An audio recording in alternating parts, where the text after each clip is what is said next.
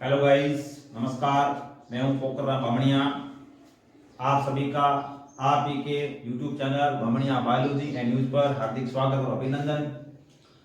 आज हम नेक्स्ट हमारा जो वर्ग है उस पर डिस्कस करेंगे रेप्टिलिया।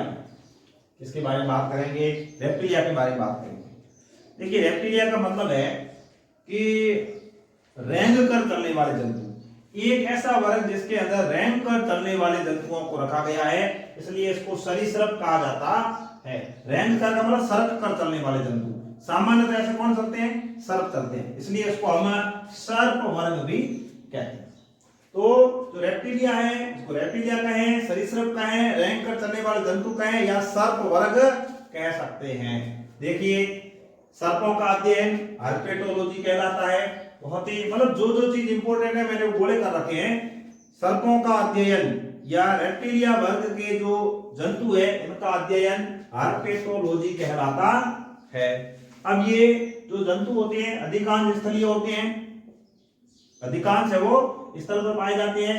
शरीर के ऊपर शुष्क शल्क युक्त त्वचा पाई जाती है। शल्क भी पाए जाते हैं और शुष्क होते हैं, नम नहीं होते हैं, वो पाए जाते हैं। और इसके ऊपर केराटिन निर्मित बाह्य त्वचीय शल्क भी पाए जाते हैं। बाह्य त्वचीय शल्क भी पाए जाते हैं। इसका निर्माण किससे होता है? केराटिन से होता है।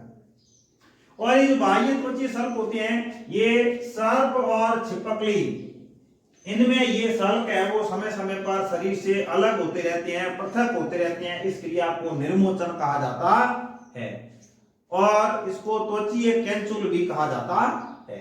इस तरह से निर्मोचन की प्रक्रिया के द्वारा जो सर्प होते हैं, छिपकली होती है, इसमें बाह्य जो त्वचीय सर्प होती है इनको शरीर से बाहर किया जाता है या इसको पृथक किया जाता है। अब सर्प के अंदर बाह्य कर्ण नहीं होता, सीधा जो कर्णपट है वो पाया जाता है। या हम ये कहें कि जो कर्णपट होता है वो ही सर्प के अंदर कान होता है। कर्ण का प्रतिनिधित्व कर्णपट ही करता है। कहने का मतलब मनुष्य के लिए कर्ण पल्लव पाए जाते हैं, बाह्य कर्ण पाए जाते हैं, जबकि सर्प के अंदर बाह्य कर्ण नहीं पाए जाते। कर्ण पटा उपस्थित होती है, वो ही बाह्य कर्ण का प्रतिनिधित्व करती है। 2 जोड़ी पैर पाए जाते हैं, 4 पैर पाए जाते हैं, चूंकि हम टेट्रापोडा की बात कर रहे हैं। हड्डी में 3 कोष्ठ पाए जाते हैं। रेप्टिलिया के अंदर हड्डी के अंदर 3 कोष्ठ पाए जाते हैं। लेकिन आपको यहाँ पर ध्यान रखना है कि मगरमच्छ जो कि रेप्टिलिया वर्ग के अंदर आता है उसमें कितने कोष्ठ है? 4। बहुत ही अच्छा नीट लेवल का सवाल बन सकता है कि रेप्टिलिया वर्ग के जीवों में हृदय कितने कोष्ठी होता है? तो कितने कोष्ठी होता है? 3 कोष्ठी होता है। अब 3 कोष्ठी है, इसका मतलब है 2 आलिंद और 1 निलय पाया जाता है। लेकिन विकास क्रम की बात करते हैं तो इसके बाद में जो अगले वर्ग है उसमें 4 कोष्ठ पाए जाते हैं। तो इसके अंदर एक मगरमच्छ जो है इसमें कितने कोष्ठ पाए जाते हैं? 4 कोष्ठ पाए जाते हैं। या मगरमच्छ का जो हृदय होता है वो 4 कोष्ठी होता है या 4 रेशमी होता है। अब ये असमतापी होते हैं, अनियतापी होते हैं। तापमान इनका चेंज होता रहता है, तापमान हर मौसम में एक जैसा नहीं रहता, इसलिए इसको अनियतापी या असमतापी कहा जाता है। एक नहीं होते हैं, निषेचन इनका आंतरिक होता है, ये अंडे देने वाले होते हैं। परिवर्तन है वो इनमें प्रत्यक्ष होता है, लार्वा अवस्था नहीं पाई जाती है। और ये ऐसे जंतु है जिनमें एक अनुकपाल अस्थिकंद पाया जाता है, मतलब एक ऑक्सीपिटल कॉन्डाइल पाया जाता है। या हम ये कहें कि जो खोपड़ी वाला भाग है इसमें पीछे की ओर जो रंध्र पाया जाता है वो एक होता है और उस रंध्र से कशेरुकाएं जुड़ी होती है।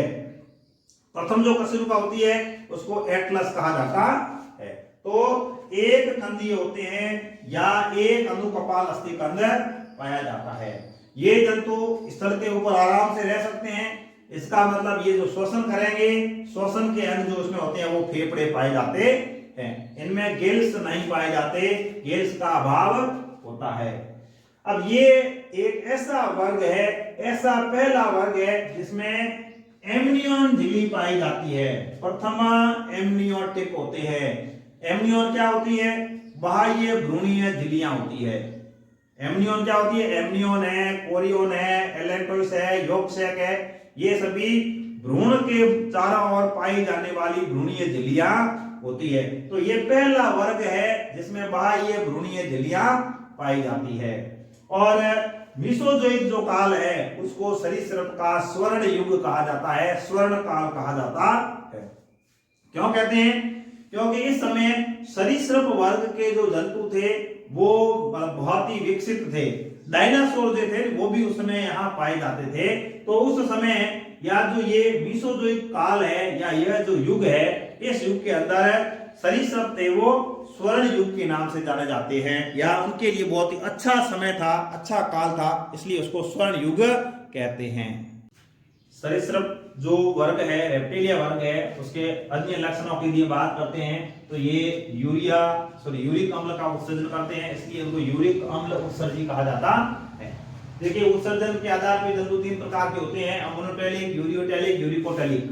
तो ये जो सरीसृप है ये किसका उत्सर्जन करते हैं? यूरिक अम्ल का उत्सर्जन करते हैं, इसलिए इनको यूरिकोटैलिक कहा जाता है। कपाल तंत्रिकाएं 12 जोड़ी पाई जाती है। कपाल तंत्रिकाएं 12 जोड़ी पाई जाती है। इससे पहले हमने बात की थी 10 जोड़ी कपाल तंत्रिकाएं थी, किसमें थी? एम्फीबिया के अंदर। तो अब इसमें कितनी है? 12 जोड़ी। इनका जो मुख होता है, मुख की ऊपर वाली जो छत है उसमें ध्यान संवेदनांग पाए जाते हैं, जिसका नाम है जैकबसन अंग। बहुत इंपॉर्टेंट जो चीज अभी मैं बता रहा हूं ये आपके नीट एग्जाम के लिए, सेकंड ग्रेड के लिए, फर्स्ट ग्रेड के लिए बहुत इंपॉर्टेंट चीज है। जैकबसन अंग पाए जाते हैं किसमें? रेप्टाइल्स के अंदर। कौन से अंग है ये? घ्राण संवेदना। कौन सी संवेदना को ग्रहण करते हैं? घ्राण संवेदना को ग्रहण करते हैं। छोटे छोटे सवाल बनते हैं। और इसमें जो मैथुन अंग है वो शिशन पाया जाता है। शिशन एक या दो हो सकते हैं। पैतृक संरक्षण का गुण पाया जाता है। पैतृक संरक्षण का मतलब है इसमें जो जनक होते हैं वो अपने बच्चों की सुरक्षा करने का कार्य करते हैं, उनके संरक्षण का कार्य करते हैं। अब देखिए ये ऐसा पहला वर्ग है जिसमें भ्रूणीय झिल्लियां पाई जाती है। इससे पहले हमने मछली वर्ग पढ़ा, मेंढक वर्ग पढ़ा, उसमें भ्रूणीय झिल्लियां नहीं थी। जिनमें भ्रूणीय झिल्लियां पाई जाती है उनको एमनियोटा कहा जाता है, मतलब एमनियोन पाई जाती है इसलिए एमनियोटा। जिसमें यह नहीं पाई जाती है उसको एन एमनियोटा कहा जाता है। इस तरह से जो जंतु जगत है इसको हम इस आधार पे दो भागों में बांट सकते हैं। कैसे? एक जैसे एनिमल किंगडम है, एन एमनियोटा और एमनियोटा। एन एमनियोटा का मतलब है एमनियोन एब्सेंट होती है और उसमें प्रेजेंट होती है। तो एन एमनियोन उदाहरण क्या है? मछली और मेंढक। एमनियोटा उदाहरण क्या है? सर्प वर्ग, पक्षी वर्ग और स्तनधारी वर्ग। तो ऐसे हम कह सकते हैं कि जो एनिमल किंगडम है इसको 5 भागों में बांटा जाता है। मोटे मोटे तौर पे 5 भागों में बांटा जाता है, बाकी हम डिटेल से बात कर रहे हैं। तो जो मछली वर्ग है पानी के अंदर पाया जाता है, मेंढक वर्ग है पानी में पाया जाता है, स्थल पर भी पाया जाता है। ये जो दो वर्ग है इसको एन एमनियोटा कहा जाता है या एन एमनियोटा के अंदर ये आते हैं। इसका मतलब ये हुआ कि इनमें भ्रूणीय झिल्लियां नहीं पाई जाती है।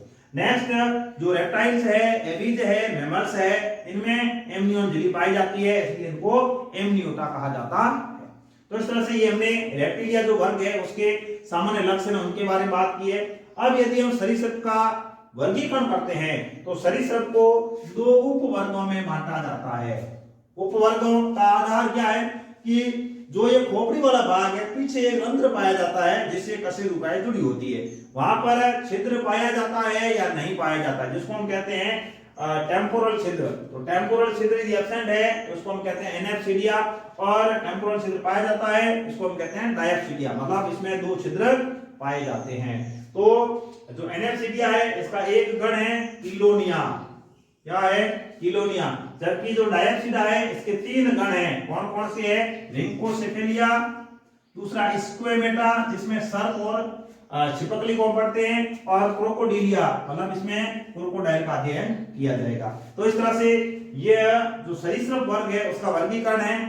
2 भागों में बांटते हैं, एनेप्सिडिया, डायप्सिडिया। एनेप्सिडिया का एक गण है किलोनिया और इसमें 3 गण हैं, रिंकोसेफेलिया, स्क्वेमेटा और क्रोकोडिलिया। इस तरह से हम ये कह सकते हैं कि जो रेप्टिलिया वर्ग है उसमें कितने गण हैं? 4। कौन कौन से हैं? ये किलोनिया, रिंकोसेफेलिया, स्क्वेमेटा और क्रोकोडिलिया। तो इस तरह से रेप्टिलिया वर्ग के अंदर 4 गण पाए जाते हैं। सरीसृप का जो वर्गीकरण के बारे में हमने अभी बात की, तो सरीसृप का जो वर्गीकरण है इसको 4 गण में बांटा जाता है। चार गण में हम नंबर 1 बात करते हैं। पहला जो गण है ऑर्डर नंबर 1 या गण नंबर 1 किलोनिया। क्या नाम है? किलोनिया। किलोनिया के अंदर कछुए को रखा जाता है। कछुए जो होते हैं उसको किलोनिया कहा जाता है। किलोनिया गण के अंदर रखे जाते हैं। तो टेस्ट्यूडो है, इसको स्थलीय कछुआ कहा जाता है। किलोन है, इसको समुद्री कछुआ कहा जाता है। ट्रायोनिक्स है, इसको स्वच्छ दलीय कछुआ कहा जाता है। अपने आप में तीनों नाम इंपॉर्टेंट है। कहीं टेस्ट्यूडो लिखा होता है, कहीं किलो लिखा होता है, कहीं पर ये ट्रायोनिक्स लिखा होता है। तो हमें समझने की जरूरत है, क्योंकि हम विज्ञान वर्ग से बिलोंग करते हैं, तो हमें ये सब चीज समझने की जरूरत है कि टेस्ट्यूडो का मतलब क्या होगा, किलोन का मतलब क्या होगा, या ट्रायोनिक्स का मतलब क्या होगा। इसका मतलब यदि कहीं पर टेस्ट्यूडो लिखा है, इसका मतलब कौन सा कछुआ है? स्थलीय कछुआ है। यदि किलो लिखा हुआ है, इसका मतलब कौन सा कछुआ है? समुद्री कछुआ है। और यदि ट्रायोनिक्स लिखा हुआ है, इसका मतलब स्वच्छ जलीय कछुआ है। नेक्स्ट दूसरा जो वर्ग है नंबर 2, ये है रिंकोसेफेलिया। रिंकोसेफेलिया। अब देखिए यह एक ऐसा गण है, इस गण के अंदर अधिकांश जो जंतु है वो जीवाश्म के रूप में पाए जाते हैं। और इसका एक उदाहरण है स्पिनोडॉन पंक्टेटम। स्पिनोडॉन पंक्टेटम, इसको टुआटारा भी कहा जाता है उपनाम। और मतलब जो चीज इंपॉर्टेंट है उसको मैं ऐसे घेरे के न डाल रहा हूं, ताकि आपकी डायरेक्ट नजर उसके ऊपर पड़े और आप उस चीज को याद रखें। तो टुआटारा किसका उपनाम है? स्पिनोडॉन पंक्टेटम। और यह कौन से घर में आता है? ये इसमें आता है रिंकोसेफेलिया के अंदर। कौन से वर्ग में आता है? रेप्टाइल्स के अंदर आता है या सरीसृप में आता है। नेक्स्ट तीसरा जो ऑर्डर है वो है क्रोकोडिलिया। नाम से स्पष्ट है, इसमें क्रोकोडाइल को रखा जाता है। क्रोकोडाइल का मतलब क्या हुआ? मगरमच्छ। तो देखिए ये जो क्रोकोडिलिया है, इसके अंदर जो जंतु आते हैं वो उभयचर प्रकृति के होते हैं, मतलब जल में पाए जाते हैं और स्थल में भी पाए जाते हैं। तो इनकी प्रकृति है वो उभयचर होती है। हृदय में 4 कोष होते हैं और मूत्रा से एब्सेंट होता है। ये जो 4 कोष इसमें पाए जाते हैं, ये इसका इंपॉर्टेंट कैरेक्टर है। अब इसका उदाहरण है मगरमच्छ। मगरमच्छ है वो केवल भारतीय जो उपमहाद्वीप है उसमें पाया जाता है। ग्रेविएलियस, इसको घड़ियाल बोला जाता है। और एलिगेटर, इसको मैक्सिको का मगरमच्छ कहा जाता है। ये तीनों जो जाति है ये मिलती जुलती है, इसलिए हमें समझने की जरूरत है कि मगरमच्छ क्या है, ग्रेविएलियस क्या है, एलिगेटर क्या है। तो इस तरह से ये जो 3 वर्ग है सरीसृप के, इसके बारे में हमने डिस्कस किया। 4 नंबर गण की बात करते हैं तो स्क्वेमेटा। देखो स्क्वेमेटा के अंदर छिपकलियां और सर्प, इन दोनों को रखा गया है। छिपकलियों का अध्ययन है वो सोरोलॉजी कहलाता है। सांपों का अध्ययन है वो सर्पेंटोलॉजी कहलाता है, पियोलॉजी कहलाता है। तो देखिए पहले हम छिपकली के बारे में बात करें तो सबसे पहले हेमिडेक्टाइल। हेमिडेक्टाइल जिसको साधारण छिपकली बोलते हैं, वॉल लिजार्ड बोलते हैं, मतलब दीवारों के ऊपर जो दौड़ने वाली छिपकली होती है उसको सामान्य छिपकली, साधारण छिपकली या वॉल लिजार्ड कहा जाता है, जिसको हेमिडेक्टाइल कहते हैं। इसके साथ यदि हम ज्यादा छेड़छाड़ करते हैं तो ये छिपकली क्या करती है, अपना पूंछ गिरा देती है। अब जैसे मान लो छोटे बच्चे होते हैं ना, वो क्या करते हैं, इसके पीछे दौड़ते हैं। जब इसके पीछे दौड़ेंगे तो कुछ समय के बाद छिपकली पूंछ को गिरा देगी।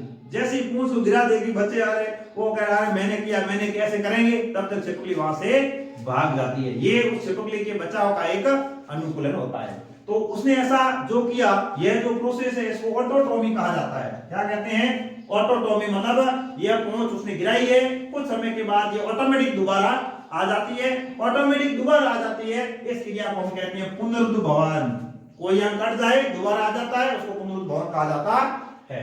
दूसरा इसका उदाहरण केलोटस। केलोटस गिरगिट, अब मारवाड़ी में किरडो, तो वो ये केलोटस है। किरडो रंग बदलने की क्षमता इसमें पाई जाती है। कई बार हम इसको चिढ़ाते हैं तो ये रंग बदल देता है, और रंग बदलने से जो शिकारी है या जो छोटे बच्चे हैं वो क्या होते हैं, इसको छोड़कर भाग जाते हैं। रंग बदलने से भी ये क्या करेंगे, खुद की सुरक्षा करते हैं। तो इस तरह से इनमें सुरक्षा के लिए, शिकारियों से बचने के लिए अनुकूलन पाए जाते हैं। तो ये छिपकली के अंदर था, उसको गिराना। केलोटस के अंदर है वो रंग बदलने की क्षमता पाई जाती है। एक छिपकली, इसका नाम है ड्रैको। ड्रैको जो कि उड़न छिपकली के नाम से जानी जाती है। और एक है कैमेलियन, इसको वृक्षाश्रयी छिपकली कहा जाता है, वृक्षाश्रयी छिपकली।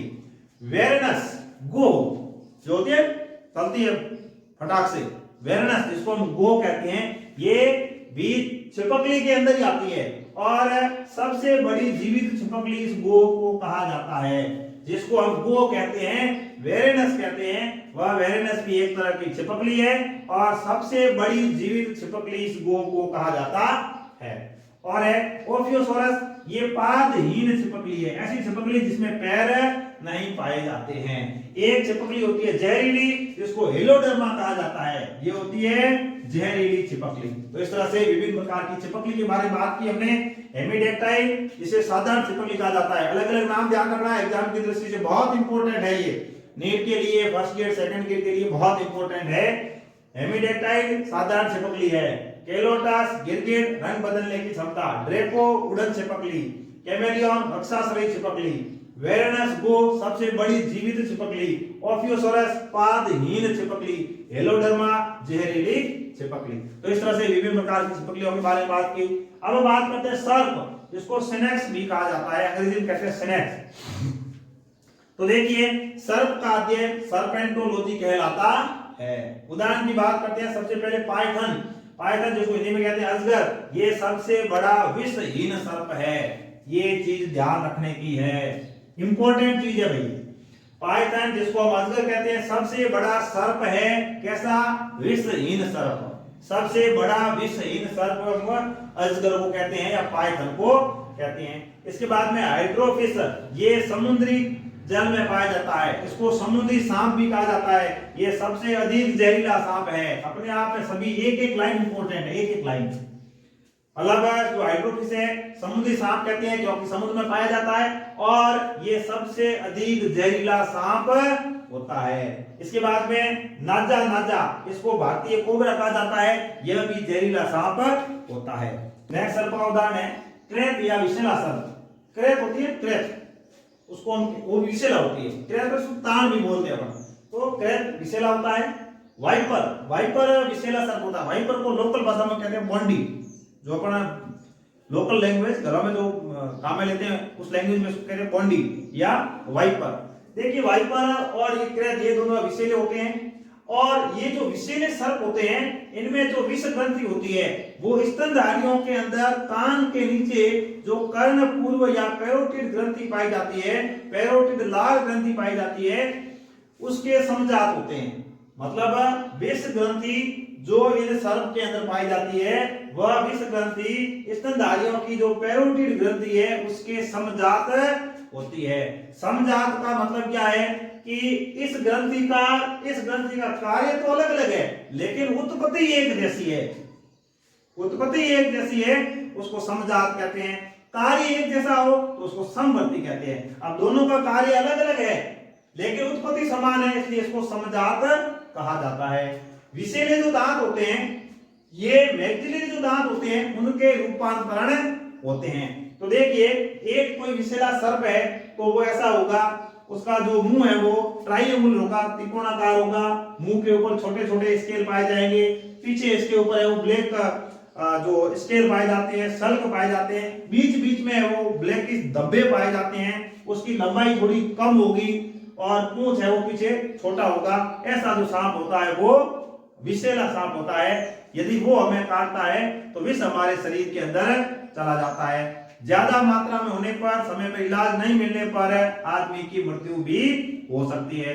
अब इसका इलाज करने के लिए प्रतिविष है वो काम में लिए जाते हैं। प्रतिविष का निर्माण है वो बॉम्बे के अंदर एक संस्थान है, उसके द्वारा सर्प के प्रति आविष का निर्माण किया जाता है। तो इस तरह से हमने आज की इस क्लास के अंदर सरीसृप वर्ग का कंप्लीट अध्ययन किया।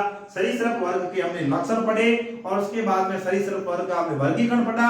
वर्गीकरण में 4 इसके जो गण है उसके बारे में हमने बात की है। सबसे इंपॉर्टेंट जो गण है वो ये सर्प और छिपकली वाला कौन सा गण है? स्क्वेमेटा, इसके बारे में बात की। एक गण है क्रोकोडिलिया, जिसके अंदर क्रोकोडाइल और घड़ियाल इनको रखा जाता है।